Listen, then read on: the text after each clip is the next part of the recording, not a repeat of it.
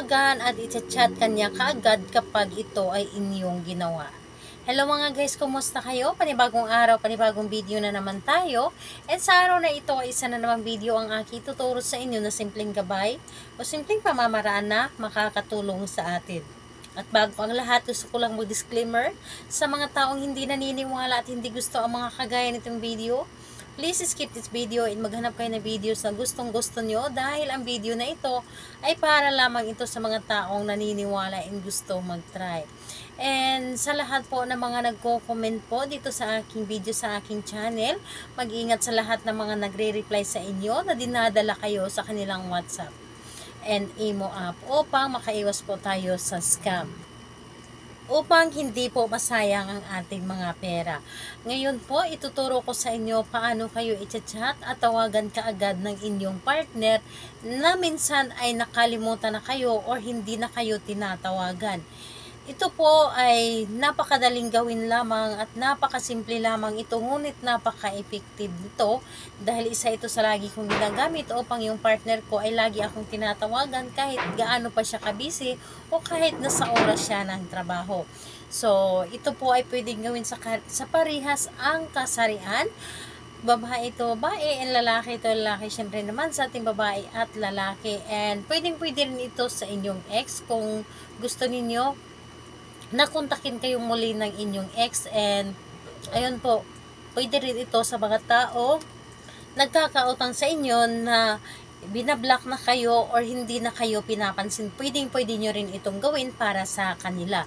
So ngayon po, ang materyales o bagay na ating gagamitin dito sa paggawa ng ritual, kailangan lamang natin dito ng isang dahon ng laurel. Isang dahon ng laurel, syempre kailangan din natin dito ng panulat at kailangan natin dito ng pangsunog, posporo o di kaya lighter.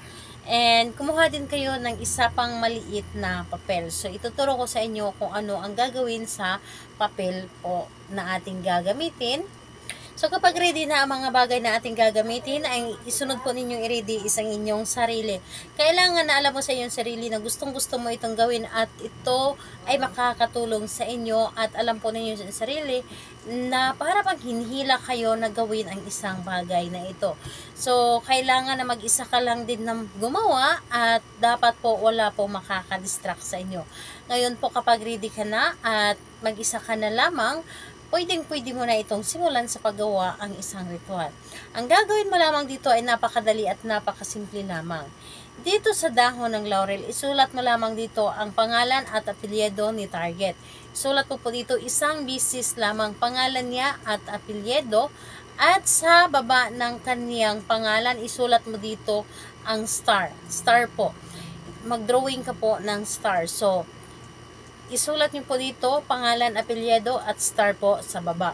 Ngayon, kapag naisulat niyo na, ang gagawin ninyo po ay pumikit lamang kayo at humiling.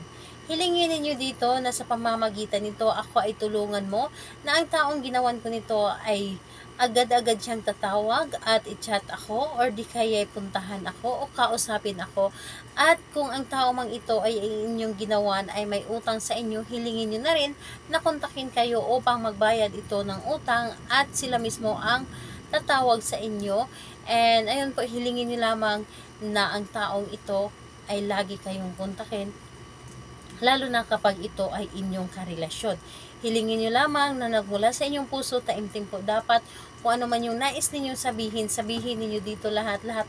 Dahil ang dahon po ng laurel, isa ito sa mga blockbuster na tinutupad yung mga kahilingan natin, tinutupad kung ano man yung ninanais natin.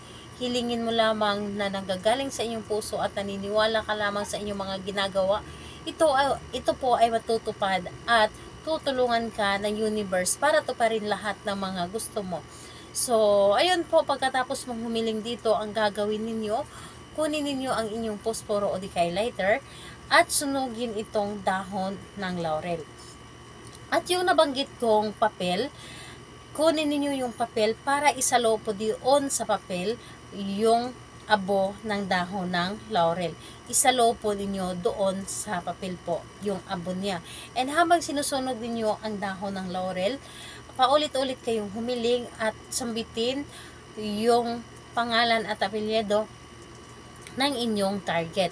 Ngayon, kapag natapos mo na itong sunugin ang dahon ng laurel, yung abo po, isalo sa papel at tupiin ang papel, ilagay po sa likod ng inyong cellphone.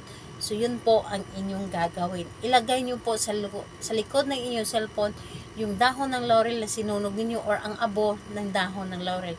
And hayaan ninyo na yung partner or yung target ninyo ay kusa itong tatawag sa inyo or di kaya puntahan kayo para kausapin kayo. So, ayun po, kailan ito pwedeng gawin? Gawin ito sa kahit anong araw at kahit anong oras. At pinakamalakas na araw na gagawin natin ang isang ritual ay araw ng Tuesday and Friday. Pili lamang kayo, pero pwede itong gawin sa ibang araw kung ramdam po ninyo sa inyong sarili na para bang hinihila kayo na gawin ang isang ritual. So, ayun po, sa lahat ng gustong magpa-shoutout, mag-comment lamang sa baba para ma-shoutout ko kayo sa next video. And sa lahat po ng mga nagtanong, mag-comment lang din po sa baba para ma-replyan ko din po kayo. Salamat po sa inyo. Bye-bye everyone. God bless us.